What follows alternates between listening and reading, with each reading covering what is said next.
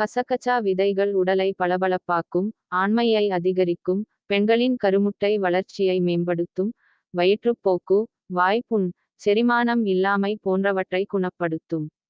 மேலும் புற்று நோயை தடுக்க உதவும். பாதாம் பருப்பை ஊறவைத்து அதனுடன் கசகசாவை சேர்த்து அரைத்து பாலில் கலந்து சிறிது பானக்கற்கண்டு சேர்த்து குடித்து வர ஆண்மை அதிகரிக்கும். கிராமப்புறங்களில் புதிதாக திருமணம் செய்யும் ஆண்களுக்கு இது போன்று கொடுப்பது வழக்கம். கசகசாவுடன் வால்மிளகு, கற்கண்டு, வாதுமை பருப்பு அனைத்தும் சமளவு எடுத்து இடித்து நெய் அல்லது தேன் சேர்த்து பிசைந்து லேகியம் போன்ற பதத்துடன் வைத்துக்கொண்டு தினமும் காலை, மாலை 5 கிராம் அளவு சாப்பிட்டு வர விந்து இழப்பு, மூல நோய்கள் குணமாகும்.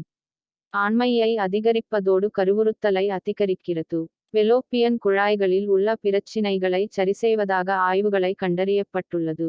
சாதிக்காய், கசகசா இரண்டையும் சம அளவு சேர்த்து அரைத்து பனக்கற்கண்டை பாகுபோல் காய்ச்சி அதில் தேனையும் கலந்து தினமும் 5 கிராம் அளவு சாப்பிட்டு வர உடல் சூடு தணியும். கசகசாவை உணவுகளில் சேர்ப்பதால் செரிமானக் கோளாறு நீங்குகிறது. கசகசாவின் விதைகளை பவுடராக்கி சூடான பாலில் கலந்து சாப்பிட நல்ல தூக்கத்தை கொடுக்கும்.